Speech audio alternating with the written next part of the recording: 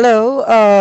This will be another topic for the arrays, and I'll be going to go ahead and run through what will be the topic all about for the this one.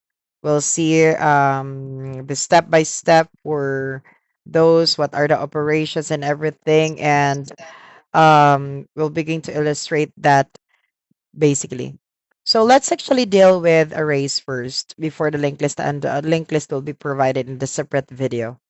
So when we say arrays, that is actually are fixed size data structures that store elements of the same type in contiguous memory location, and this allows for efficient access and manipulation of data. Now, pertains to the arrays that holds multiple values in single variables, and each value is accessed by its index. As what we've known that if we'll begin to specify or declare index like int um specific container of that array, so you can put how much will be the container will take, that is 5. Then the variable name is for example int num equals, that is enclosed with open and close, because that is a sets of elements, so that is up until 5 and close, then the semicolon, of course. So that's how you will begin to organize with array.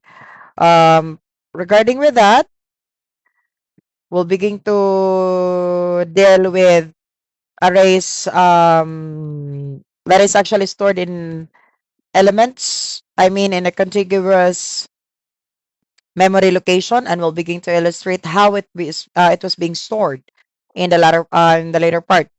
We will begin to illustrate how to calculate that, because there is a calculation pertains to that one also. Now, regarding with this one, um there will be a characteristics of array. First will be the index from 0. It means to say that arrays start their indexing at 0, meaning the first element is accessed with index 0, so the second with index 1, and so on. So as what we've known that in learning the computer courses, our computer is also starting from 0 to n value. So that is also the same thing with array. That if you do have 1, 2, 3, 4, 5 element, so this is your index 0, 1, 2, 3, and 4. So if you would like to access number 2, index number 2, that is referring to number 3 element. So that's how you will deal with that. This is the element, and this is the um for the array. This is the index, is what we have known.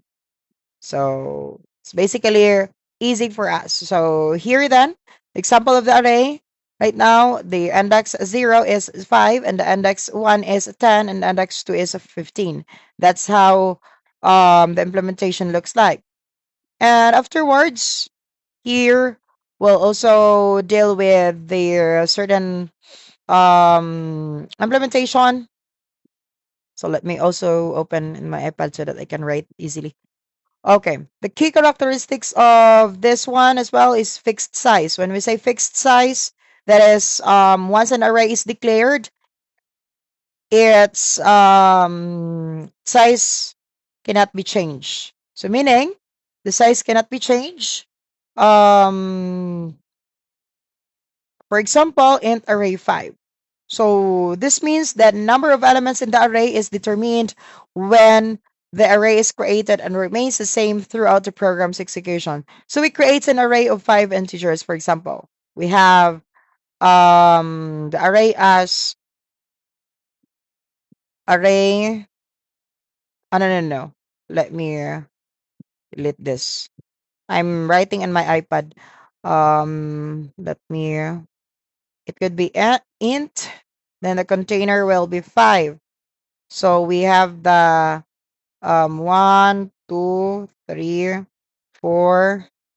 5, and then so once you will insert 6, you cannot do perform that anymore because in this case class, when we are dealing with array, we cannot insert a 6 anymore because we were able to identify here then, I'm sorry. We were able to identify here set into 5 already. Unless that we were not able to specify the limitations of our array that we can insert. So of course, you can still insert if you will begin to do or use the resizing because we can resize the specific value and we can also deal with that as we go through. We'll deal with that later on. Now, another elements of this array is elements of the same data type. All elements within an array must be of the same type, integer, strings, float. Say for example, it's that is actually correct class because we cannot perform operation like for example, you will begin to deal with string, then sorry. Let me delete string the names. So you are dealing with name. That this is your variable name. So say for example that is enclosed with um apostrophe double then max, for example, then you cannot join that with one because of course one is an integer unless if you will begin to use that as character or as a string. But of course, if you will begin to mix that with one and max, that is not really possible in terms of this implementation in our array. That is really not applicable. Not will not work. Now, how data is stored in contiguous memory. Each element is placed in consecutive memory address, meaning there is no gap between elements. When we say no gap, say for example, your 1, 2, 3 is being set to each other. There is a memory address for this, memory address for this, and memory locations for this as well. Each element is placed in a consecutive memory address, and we'll begin to picture out that later on because when an array is created, memory is allocated in a single block large enough to store all elements of the array. So once it will be allocated in 4 bits and it will use another 4 bits and it will use another 4 bits. We'll also picture out that because there is a formula when it comes to that as well. So afterwards,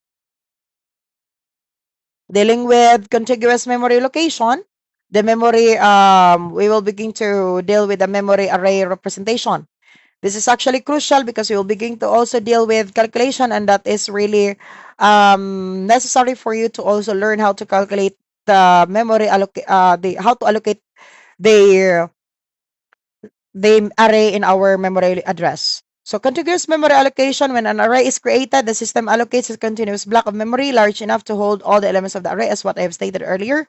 So each element in the array is is actually placed in consecutive memory location. Once it will actually, for example, you're using the 1000 address right now. So if we're using 4 bits, 5 bits, for example, in the number 5 will use 5 bits, so it will be stored in 1000 up until 1004, and you will start with 10 1005 up until so on. That's how it will be addressed later. We'll begin to see how it will be calculated. So the first element of your array is stored at the lowest memory address. So this is your lowest memory address, for example, and the subsequent elements follow sequentially. That's how it works. And afterwards, the memory layout is actually like this. For an array of n elements, memory is allocated in a single continuous block. Each element in the array is stored in the memory location calculated as we are having the base address, index, we are having the index, and the size of the elements. So those are the specific um, allocation, how to allocate, I mean, the specific arrays that we do have. It is allocated in a single continuous block. So we'll begin to calculate that based on this formula later as well. So next, we'll also deal with the memory layout. When we say base address, that is the starting memory address of the array. For example, ara na sa 1000 base. So this is your base case right now, wherein we can utilize or we can allocate a specific data in that starting memory address that we do have in our memory.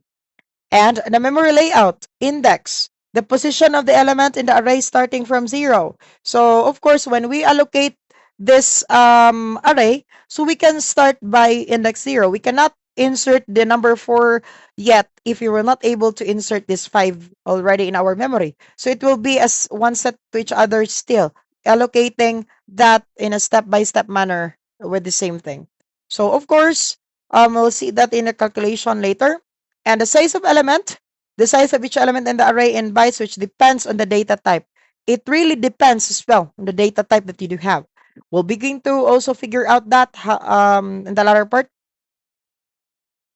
So say, for example, we do have here the array, which is 10 for 0, 1, 20, and array 2 is 30, and array 3 is 40, and array 4 is 50. So let's say the base is 1000 and in decimal format.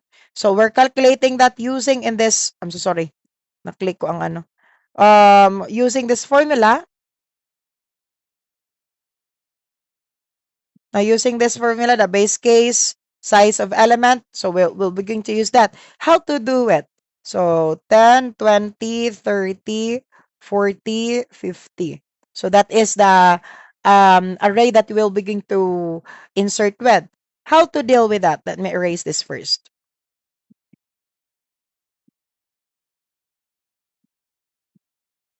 Okay. Now pertains to, will we, since as what I've mentioned, we can insert that one at a time. So calculating the base address, what is the base address? This is the base address, that is 1000. So 1000 plus and plus the index. What is the index? That is 0 times the size of the element. What is the size of the element? It is 0, 1, 2, 3, 4. So that is 4. I'm sorry. So 1000 plus 0 is equals to 1000. So we were able to allocate that in 1000 already. That's the address of this of this 0, which is the 10. What about the 2? How to allocate that one? 1000 times. No, plus 1 times 4, which is 1004. So it will be allocated in 1004 already because we're having the 4 size or the 4 decimal values for this. And 1000 for the number 2, it will be the same. I'm sorry. Um 1000 times 2 times 4 becomes 1008. That's actually basic lang. So it will be like this: 1000 times 4, 1000, 1004, 1008, and then next will be 1012, 1016. So therefore, by storing this one in our memory address, there is a 4 usage of 4 bits at a time, or as 4 small values points at a time. Actually, since this is written in decimal format, so we are using 4 bits at a time, so allocated in our array manually. Now, why contiguous memory matters? Because it is having the fast access. Since elements are stored consecutively, accessing an element by index is constant time. So say for example, you want to access 30. So that is actually 0 of 2, diba? So we can actually access that easily. That is really fast access, as what we mentioned. As long as even that there is a data collision. What is data collection? A collision. 10, 20, 30, 10. None. For example, there is a duplication of 10. So that is considered as data collision, meaning that there is a lot of values which is the same. So you can specify the specific index. Where is it located? You want to access that. So you want to access the 0 of 3, for example. 0, 1, 2, 3, that is 10. So that's actually basic lang. Diba? So I hope so that it is really clear for everybody.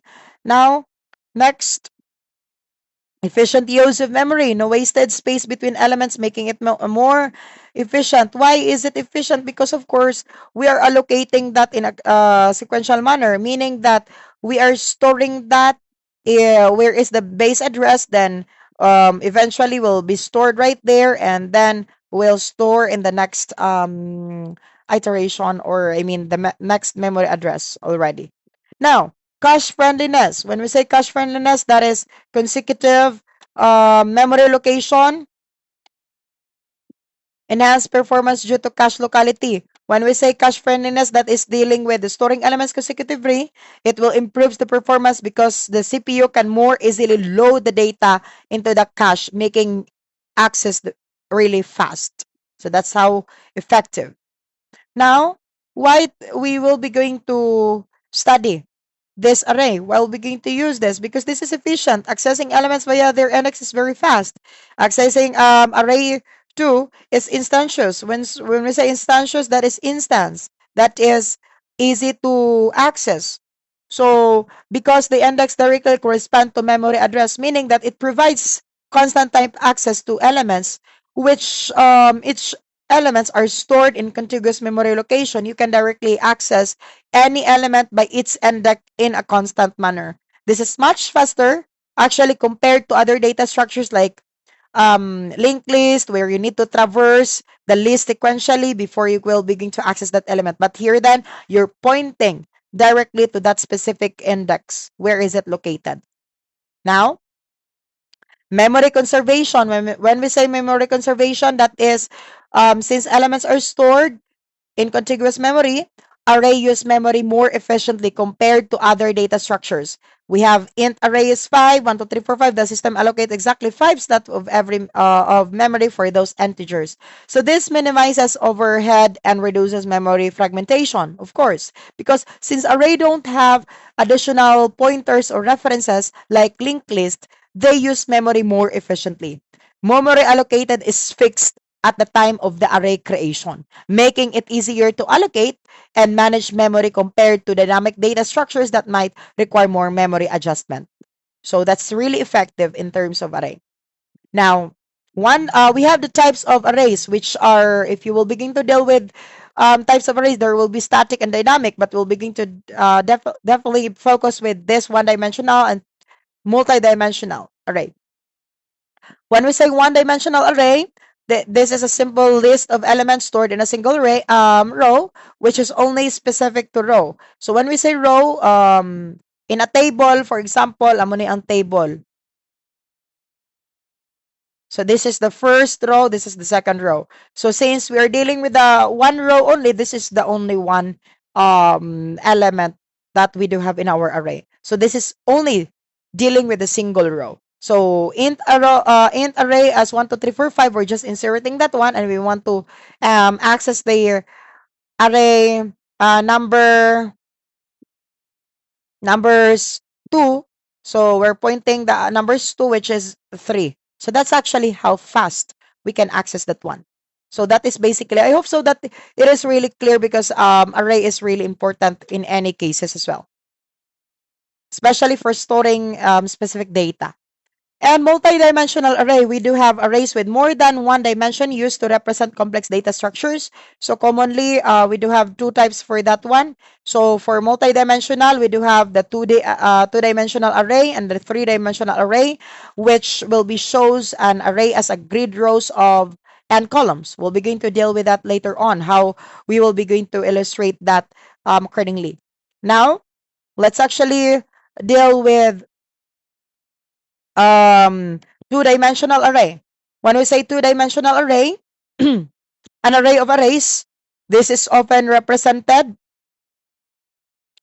as a matrix. When we say matrix, this is how matrix looks like.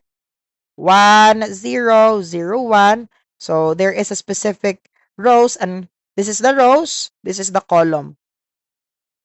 Sorry. This is the column here. So that's how it will be represented in our array. So say for example, we do have the matrix as 1, 2, 3, 4, 5, 6. How to write that down in a matrix? So of course, that is really basic because I know that you're familiar with matrix in your discrete structure 1. I hope so that you were able to learn something about your previous topic with regards to that. I am expecting that you're familiar with matrix already. So when we say 1, 2, 3, 4, 5, 6, so this is the first row and this is the second row. So first row, second row. So this is the first column, second column, third column, first, second, third. First, second, third column. That's how you will deal with that. So this is the matrix, which is a 2 by 3 matrix. Now, pertains to this, we also do have the third multi-dimensional array, three-dimensional array, an array of arrays used to represent data in 3D. When we say 3D, three-dimensional, there is a layer. For example, this is the first matrix, this is the second matrix, this and the third matrix. So that is layer by layer because this is a cube. Now, in specific data that we do have here, for example, we do have two rows, we do have two rows, we do have two rows. So there is a specific number for that to access, and we'll begin to illustrate that in the later part. Now, for example, here then, in a specific code of Java, we're able to have 1, 2, 3, 4, 5, 6 in system print the line matrix 1, 2. How to access that? So let me illustrate that in simple way. 1, 2, 3, then 4, 5, 6. We'll just write that as this way. Now, how to access this? You want to access 1 and 2. When we say 1, that is referring to the row. When we say row, this is the row, 0, 1. So that is how you will deal with that. This is the row here. This is the row. Row is actually vertical. No. Horizontal. And column will be vertical. So that's how you will deal with that. Now, pertains to the 1, where is the row 1? So row 1 is therefore here then. That's how you will deal. So we're able to find the row 1. What about the 2? That is the column 2. When we say column 2, we'll begin to find that one. So this is the row 0, row 1, and row 2. Because of course, class, in our array, it must start with 0. So always remember that that's how you will access that one. So when we say 2, so therefore sorry, this is the no, this is your column 2. So in your column row 0 row 1 and column 2, which is number 6, so it will be going to print out number 6. So I hope so that it is really clear for you that the output for this code is number 6. I hope so that it's clear. Now, let's actually deal with another type of matrix. For example, it's let's try to deal with matrix like um 10, 20, 30, 40, 50, 60, 70, 80, 90. So say for example, you wanted to access 2 and 3. I don't know. 2 and 2. I don't know. 2, 1 lang. 2, 1. So what is the 2? Row 2. 0, 1, 2. So this is the row 2. And what is the row 1? Where is the row 1? 0, 1. So this is the 1. So in row 2, that is 80. So therefore, the answer for that is 80. That's actually basic. Hopefully that you were able to figure out how to manage that one. That is really easy for you to identify. Next, we will begin to deal with this. This is for the three-dimensional approach. For three-dimensional approach, there is a layer, as what I've stated to you, that is actually dealing with this accordingly. So say for example, you have 1, 2, 3, 4, 5, 6, 7, 8, 9, 10, 11, 12. And we want to access 102. So we'll begin to see that how does it work. So let me picture out for you, everybody. So 1, 2, 3 is different matrix. 4, 5, 6, that is different matrix. That is the first layer. And 7, 8, 9, 10, 11, 12 is different layer. Now, we want to access the specific one. When we say one, this is the, sorry. No, no, no, no. We're not, okay. So for this here, and at this case, you will be going to deal with, I'm sorry. Okay. We want to deal with one. Where is one right there? That is zero. That is dealing with the layer one. So this is layer one, zero. This is layer one. So where is the layer one? This is the layer one that you do have right now. So therefore, you will be going to search in here. So after you were able to search the layer one, you will be going to search the row zero. Where is the row zero right there inside that layer one? Zero, one. So this is the row one. I don't know. I'm so sorry. Start corrected. This is the row zero. That is our row that we'll begin to focus. Now, we are done with the row zero. This is the row two. So row two, this is 0, 1, 2. So therefore, we're accessing number 9. So for this one right now that we are trying to access in this certain program is number 9. So that is 102. That's how you will begin to deal with that. So say for example, class, let me write it in here in our board. So say for example, we do have a specific number here. Let me 20, 50, 70, 30, 20, 10, 1, 5, 6.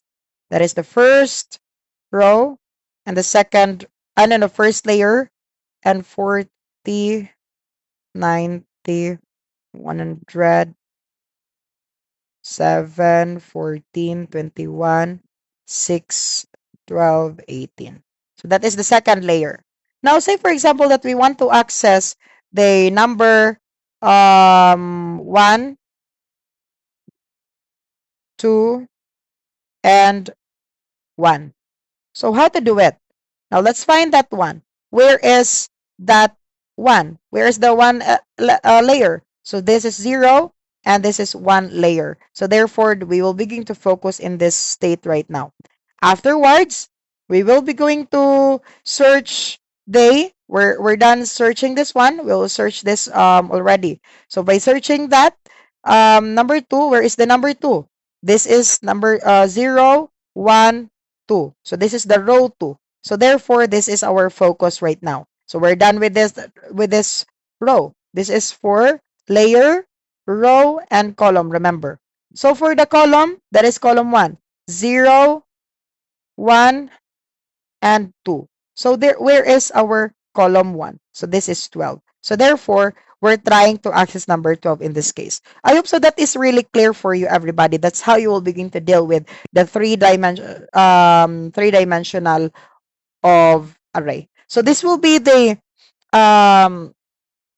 be the video of the array basics. So I'll be going to illustrate to you as well the operations of array in different video because it's too long as well to discuss the operations. We'll be going to discuss that separately.